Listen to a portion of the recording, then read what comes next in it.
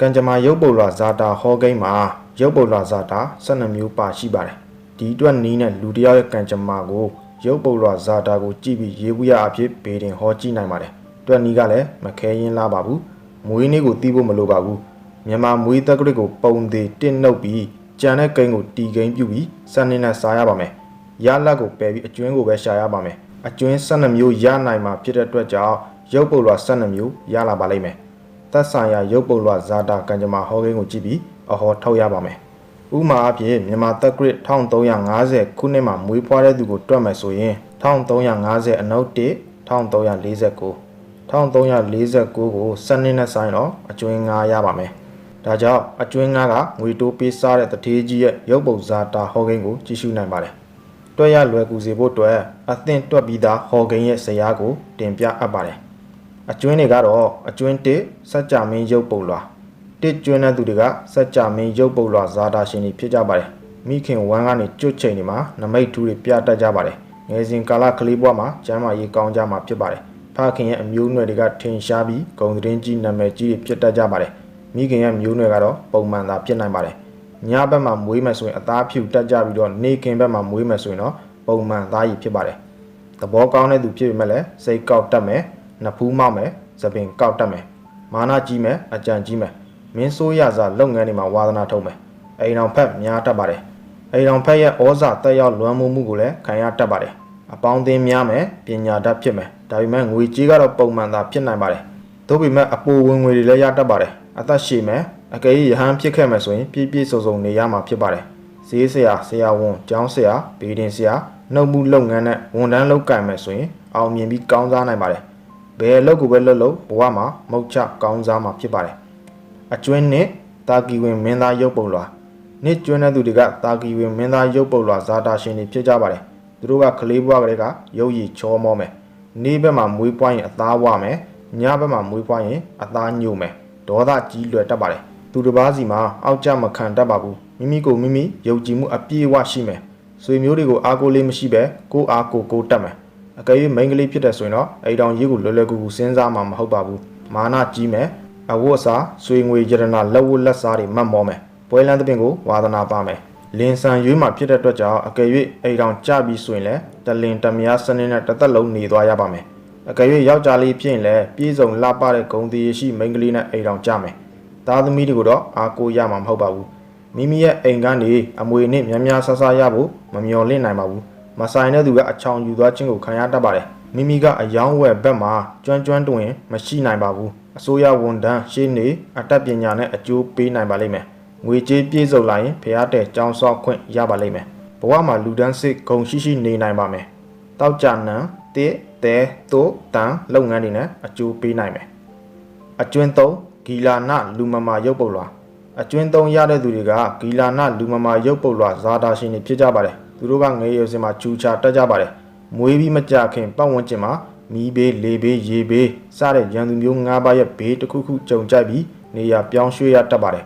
်နား၌ဖြစ်စေလယ်ပင်မှာဖြစ်စေအမသားသို့မဟုတ်အမာရုပ်ရှိတတ်ပါတယ်ညဘက်မှာမွေးရင်အသားညိုမယ်နေ့ဘက်မှာမွေးရင်အသားဖြူမယ်စကားပြောကြမ်းမယ်အပြောဆိုလိမ်မာမဲ့သူမဟုတ်ပါဘူးအိမ်တော်ဖက်နဲ့ရှင်ကွဲဖြစ်စေတေကွဲဖြစ်စေကွဲတတ်ပါတယ်ဒါမှမဟုတ်ရင်လည်းမကြာခဏဝေးကွာစွာနေထိုင်ရတတ်ပါတယ်ပညာကိုဘယ်လိုပဲစူးစမ်းပုံမှန်လောက်ပဲတက်မြောက်နိုင်မယ်မိတ်ဆွေကောင်းရှားပါမယ်ကိုဒူးကိုချွန်စူးစမ်းရမယ်မွေးဖွားရဇာတိဒေတာမှာအကျိုးပေးဖို့ခဲရင်းမယ်အဝေးအရက်ဒေတာမှာအောင်မြင်ပြီးကောင်းစားမယ်မိန်းမဖြစ်ရင်ခင်မုန်းကိုမခင်တွေ့တတ်ပါဆရာလောက်တတ်မယ်မာနထားတတ်မယ်သားသမီးအကျိုးပေးမယ်စီးပွားရေးပုံမှန်ကောင်းမယ်ကြာသာပတိနန်သင့်ပစ္စည်းရောင်းဝယ်ခြင်းအလုပ်လုပ်ခြင်းအကျိုးမပေးပါကြံတဲ့နန်သင့်အလုပ်ကင်တဲ့အယောင်းဝယ်တွေအကျိုးပေးတဲ့အတွက်ကြောင့်စီးပွားချပြီးလုပ်ကင်နိုင်ပါတယ်အကျွင်းလေးငွေအိုးကင်ထားသောတထေးမင်းရုပ်ပုတ်လွာလေးကျွင်းကငွေအိုးကင်ထားတဲ့တထေးမင်းရုပ်ပုတ်လွာဇာတာရှင်ဖြစ်ပါတယ်ငယ်စဉ်မှာကျမ်းမာရေးကောင်းမယ်မိဘကြောင့်ကောင်းစားမယ်နေ့မွေးရင်အသားညိုမယ်ညမွေးရင်အသားဖြူမယ်စိတ်ရင်းစေတနာကောင်းမယ်ခင်မင်တက်မယ်ရည်ရွယ်ချက်ကြီးမားမယ်အပြောဆိုလိမ်မာပါနှက်မယ်ချမ်းသာကြွယ်ဝပြီးပြည့်စုံမယ်ယောက်ျားဖြစ်ရင်မိန်းမကိုမမီခိုရပါကိုယ့်ဘာသာကိုရှာဖွေစားတော့ရက်တည်နိုင်မယ်မိန်းမဖြစ်ရင်ယောက်ျားကိုအားကိုးရမယ်အင်္ဂါနံနဲ့တောက်ကြနံတွေရောင်းဝယ်ဖောက်ကခြင်းမပြုတ်လို့သင့်ပါဘူးလုံမိရင်စီးပွားပြတ်မယ်ခဏသာအကျိုးပြုပြီးဖြစ်တော်မယ် ဝန်ထမ်းလုပ်ကိုင်ရင်အကျိုးမပေးအလုပ်မဖြစ်ပါဘူးရေရှည်လုပ်ဖြစ်မှလည်းမဟုတ်ပါဘူးလုပ်ခဲ့ရင်လည်းထိတ်တန့်ဘွားကိုမရောက်နိုင်ပါဘူးအသက်ကြီးလိုက်ရင်ကျန်းမာရေးချို့တက်မယ်စီးပွားရေးမတိမတာကျဆင်းလာမယ်ရက်ဝေးဒေတာမှာအကျိုးပြုမယ်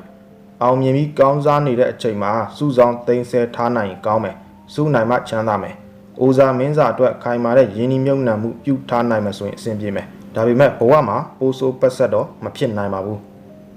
အကျွင်းကငွေတိုးပေးစားသောတထေးကြီးရုပ်ပုတ်လွာငါးကျွင်းကငွေတိုးပေးစားတဲ့တထေးကြီးရုပ်ပုတ်လွာဇာတာရှင်ဖြစ်ပါတယ်ဂုံတရေရှိမိဘအသားဝိုင်းမှာမွေးဖွားပြီးချမ်းချမ်းသာသာနေရမယ်ဒါမှမဟုတ်ရင်လည်းမိဘတွေစီးပွားရေးအဆင်ပြေချိန်မှာမွေးဖွားလာရတတ်ပါတယ်ကျမ်းမာရေးကောင်းမယ်ညမှာမွေးရင်အသားညို့မယ်နေ့မှာမွေးရင်အသားလက်မယ်စိတ်ရင်ကောင်းမယ်သူတော်ကောင်းစိတ်ရှိမယ်တီးခံတတ်မယ်လိမ်မာတဲ့အိမ်တော်ဖက်နဲ့လက်ဆက်ရတတ်ပါတယ်သားသမီးယရနာနဲ့ပြေးစုံမှာဖြစ်ပေမဲ့လည်းကလေးနေမယ်မိတ်ဆွေသင်္ကဟဆွေမျိုးညာတီးတို့ကိုအားမကိုရပါဘူးအမှုထမ်းဘဝအကျိုးမပေးလာပါဘူးကိုယ်ပိုင်လုပ်ငန်းထူထောင်လုပ်ကင်နိုင်မယ်ဆိုရင်အဆင်ပြေမယ်ဘဝမှာစင်ရဲစွာမနေရပါဘူးငွေကြေးအမြောက်များမချမ်းသာရင်တောင်မှအိမ်ဒီရရနေထိုင်နိုင်မယ်မိခင်ရဲ့အကျိုးကိုပိုပြီးခံစားရမယ်ဆွေမျိုးတွေကိုမိမိကပဲပေးကမ်းချီးမြှင့်ရမယ်မိတ်ဆွေများမယ်လူနိုင်တန်းနိုင်မယ်အကျွင်း6မာနမင်းရုပ်ပုတ်လွာ6ကျွင်းကမာနမင်းရုပ်ပုတ်လွာဇာတာရှင်ဖြစ်ပါတယ်6ကျွင်းတဲ့သူတွေကငယ်ရွယ်စဉ်ကလေးဘဝမှာကျူကြမယ်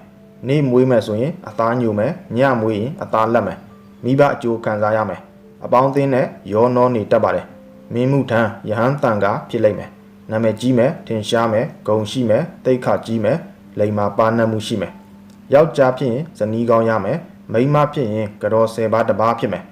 တနင်္ဂနွေတနင်္လာကြာသပတေးသားသမီးတွေနဲ့ပေါင်းသင်းဆက်ဆံမှာအကျိုးပေးမယ်ယဟန်ဖြစ်ရင်အသက်20 28နှစ်တွေမှာညံ့မယ်ကျမ်းမာရေးချို့တက်မယ်ဒါမှမဟုတ်ရင်လည်းမာတုဂါမရဲ့အနောက်ရှက်ရှိပါတယ်တတိထားရပါလိမ့်မယ်ဘဝမှာစန့်ကျင်ဘက်လိမ်ဒုက္ခပေးတဲ့အတွက်ကြောင့်6ကျွင်းရတဲ့သူတွေကစင်ချင်စွာနေထိုင်မှပဲတော်ကကြနိုင်မှာဖြစ်ပါတယ်အကျွင်း9ရုပ်ကစိုးနတ်မင်းရုပ်ပုတ်လွာခုနှစ်ကျွင်းတဲ့သူတွေကရုပ်ကစိုးရုပ်ပုတ်လွာဇာတာရှင်ဖြစ်ပါတယ်ရုပ်ကစိုးရုပ်ပုတ်လွာဇာတာရှင်တွေဟာစိတ်နှလုံးဖြူစင်မယ်ကျမ်းမာရေးကောင်းမယ်စိတ်ရင်းမှန်ကန်တယ်ဉာဏ်ကောင်းမယ်ပညာတော်မယ်မိတ်ဆွေကောင်းရမယ်မာနကြီးမယ်ကျွေရန်သင်ပင်ပေါ်များမယ်ဘဝမှာထုံကားပေါက်ရောက်မယ်ယဟန်တန်ကဖြစ်လဲစာတတ်ပေတတ်ပုဂ္ဂိုလ်ဖြစ်မယ်ပထမအရွယ်နဲ့ဒုတိယအရွယ်မှာကြိုးစားရပါလိမ့်မယ်အသက်ကြီးရင်အထူးကောင်းပါလိမ့်မယ်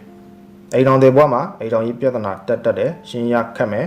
အိမ်တော်ဖက်ရဲ့ဝင်ရောက်ဆုတ်ဖက်မှုတွေကြောင့်မိတ်ပြတ်မယ်ယောက်ျားဖြစ်ရင်ချမ်းသာတဲ့မိန်းမကိုရမယ်မိန်းမဖြစ်ရင်တာမန်အသင့်အတင့်ယောက်ျားကိုပဲရနိုင်ပါတယ်ကလေးများမယ်သမီးများနိုင်တယ်အမှုထမ်းလုပ်ရင်ချမ်းသာကြွယ်ဝမယ်ကုန်တယ်လုပ်ရင်ဒုက္ခရောက်တတ်တယ်ကောင်းတလက်ညံ့တလက်ပဲဖြစ်နေမယ်လေယာဥယျာဉ်ချမ်းမြေလုပ်ငန်းလုပ်ကင်ရင်အကျိုးပေးဖြစ်တော်မယ်ခုနှစ်အကျွင်းရတဲ့သူတွေကလူဒန်းစစ်တတရရနေနိုင်ပါလိမ့်မယ်အကျွင်းရှိဗြဟ္မာမင်းရုပ်ပုတ်လွာအကျွင်းရှိရတဲ့သူတွေကဗြဟ္မာမင်းရုပ်ပုတ်လွာဇာတာရှင်တွေဖြစ်ကြပါတယ်စိတ်နှလုံးနူးညံ့သိမ်မွေ့ကြပြီးအေးအေးချမ်းချမ်းနေတတ်ပါတယ်စိတ်ထားတည်ကြည်ဖြောင့်မတ်မယ်ရိုးသားမယ်မိမိကိုမိမိယုံကြည်မှုအပြည့်အဝရှိမယ်ဝိရိယအထူးရှိမယ်ချမ်းသာလိုစိတ်ရှိမယ်ချမ်းသာတဲ့မိဘတွေကမွေးဖွားတတ်တယ်ငယ်ရွယ်စဉ်မှာမချူချပဲကျမ်းမာရေးကောင်းမယ်ဒီခံစိတ်ရှိမယ်မိတ်ဆွေကောင်းပေါ်များတတ်မယ်ဆရာသမားတွေရဲ့ချစ်ခင်ခြင်းကိုလည်းခံရမယ်ထင်ရှားကြော်ကြားတတ်တယ်စေပညာနဲ့လောက်ကင်စားတော့မယ်ဆိုရင်နာမည်ကြီးမယ်အောင်မြင်မယ်အိမ်တော်ရေးကံကောင်းမယ်အမျိုးသမီးဖြစ်ရင်အိမ်တော်ရေးကံအသင့်အတင့်သာကောင်းမယ်စိတ်တိုင်းကြမရှိနိုင်ပါဘူးယဟန်တန်ကဖြစ်တဲ့ဆိုရင်တော့မင်းဆိုးရာဇာရဲ့ထောက်ပံ့ကိုးကွယ်မှုခံရမယ်စာတတ်ပေတတ်ပုဂ္ဂိုလ်ဖြစ်ပြီးထင်ရှားမယ်ဘဝတစိတ်တော်တွေစက်ကပ်ခံရမယ်အကျွင်းကိုအကျဉ်းသားရုပ်ပုတ်လွာကိုကျွင်းတဲ့သူတွေကအကျဉ်းသားရုပ်ပုတ်လွာဇာတာရှင်တွေဖြစ်ကြပါတယ်ဂုံတရေရှိတဲ့မိဘတွေကမွေးဖွားတတ်ပါတယ်နေ့မွေးရင်အသားဖြူမယ်ညမွေးရင်အသားညိုပါလိမ့်မယ်စကားပြောမလိမ္မာပဲဇွတ်ပြောတတ်ပါတယ်လူအများနဲ့ရံဖြစ်တတ်မယ်အတန်ကျဲမယ်အကြီးကဲနဲ့တပြေးလက်သားအာမကိုရပါဘူးသားသမီးတွေကိုလည်းအာကိုအားထားပြုနိုင်ဖို့ခဲရင်တတ်ပါတယ်ကြီးစားဟောင်းနဲ့အသက်ကြီးမှအိမ်တော်ကြားတတ်ပါတယ်အသက်24နှစ်ဝန်းကျင်မှာကျမ်းမာရေးချို့တက်မယ်ဘေးတွေ့မယ်ကျမ်းမာရေးကောင်းခဲ့ရင်လည်းစီးပွားပြတ်တတ်ပါတယ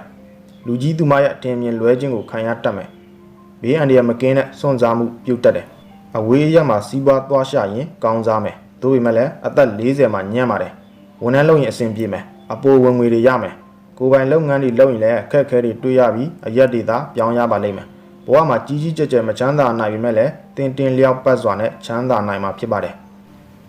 အကျွင်း30တက္ကသိုလ်ဆရာကြီးရုပ်ပုတ်လွာအကျွင်း30ရတဲ့သူတွေကတက္ကသိုလ်ဆရာကြီးရုပ်ပုတ်လွာဇာတာရှင်တွေဖြစ်ကြပါတယ် သဘောကောင်းမယ်စိတ်ကောင်းနှလုံးကောင်းရှိကြမယ်ချင်းချိန်တွက်ဆနိုင်တဲ့ဉာဏ်ရှိမယ်အပြောဆိုသွက်လက်ထက်မြက်ပြီးလိမ္မာပါနမှုရှိမယ်ဉာဏ်ပညာကြီးမားမယ်စကားပြောတတ်မယ်ဩဇာတကူကြီးမားမယ်အများကလေးစားမှုရှိမယ်ဆွေမျိုးတွေရဲ့ချစ်ခင်မြတ်နိုးခြင်းခံရမယ်တက္ကသိုလ်ပါမောက္ခဆရာသမားရှေ့နေလုပ်ငန်းတွေလုပ်ကိုင်ရင်အောင်မြင်ထင်ရှားမယ်အိမ်တော်ရေးကံကောင်းမယ်သားသမီးယရနာနဲ့ပြည့်စုံမယ်သားသမီးရဲ့အကျိုးလည်းခံစားရမယ်35နှစ်နဲ့36နှစ်မှာကျမ်းမာရေးချိုးတက်မယ်ဖျားနာမယ်ဥပတ်ကြုံရတတ်ပါတယ်ငွေကြေးလည်းဆုံးရှုံးတတ်ပါတယ်လူလိမ်ခံရတတ်တယ်အပြောဆိုအသွားလာကိုစင်ကြင်ပြီးတတိနဲ့နေသွားသင့်ပါတယ်ကံကောင်းပါလိမ့်မယ်အကျွင်း7နတ်သမီးရုပ်ပုတ်လွာ7ကျွင်းတဲ့သူတွေကနတ်သမီးရုပ်ပုတ်လွာဇာတာရှင်တွေဖြစ်ကြပါတယ်ငယ်စဉ်ကကျမ်းမာရေးကောင်းမယ်အသားလက်မယ်စကားအပြောဆိုချိုးသားမယ်သို့ပေမဲ့မာနကြီးမယ်ပါးရည်နားရည်ရှိမယ်သူတစ်ပါးကိုတနာတတ်မယ်မဟုတ်မမှန်တာကိုမလုပ်တတ်ပါဘူးပွင့်လင်းတဲ့တတိရှိတယ်တေးဂီတာအနုပညာဝါသနာပါမယ်ပျော်သလိုနေတတ်မယ်ဇွတ်လောက်တတ်တယ်စိတ်ကူးရင်တတ်တယ်အနုပညာဆိုင်ရာတွေမှာစိတ်ဝင်စားမှုရှိမယ်အပေါင်းအသင်းများမယ်မိမိထက်နှိပ်ကြတဲ့သူနဲ့အိမ်တော်ကြားရတတ်တယ်ဝန်ထမ်းလုံးနဲ့အကျိုးပေးမယ်အလားပမတ်မောမှုရှိမယ်လူတော်တိုးနိုင်ဖို့အမြဲကြိုးစားမယ်ဝန်ထမ်းလုပ်မယ်ဆိုရင်ယာတူကြီးကြီးရတတ်မယ်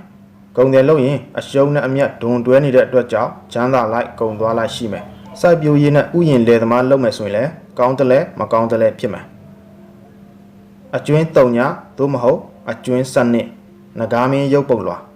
3ညကျွင်းကနဂါမင်းရုပ်ပုတ်လွာဇာတာရှင်တွေဖြစ်ကြပါတယ်အသားဖြူခြင်းအသားလက်ခြင်းရှိမယ်ကျမ်းမာရေးကောင်းမယ်ပညာသင်ရင်တက်လွယ်မယ်မိတ်ဆွေကောင်းပေါ်များမယ်ဆရာသမားကောင်းတွေနဲ့တွေ့မယ်စိတ်ရင်းကောင်းမယ်ယူသားပြောင်းမှတ်မယ်လိမ္မာပါနတ်မယ်ဒေါသရှိမယ်မိမိထက်နှိပ်ကြတဲ့သူကိုကျင်နာတတ်မယ်ကူညီမယ်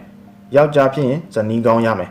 မိန်းမဖြစ်ရင်အိမ်တော်ကြီးကံမကောင်းတတ်ပါဘူးအကယ်၍အိမ်တော်ဖက်ကောင်းနဲ့တွေးရရင်လည်းမမြဲတတ်ပါဘူးသားသမီးအရနဲမယ်လိမ္မာပြီးတိတက်တဲ့သားသမီးရမယ်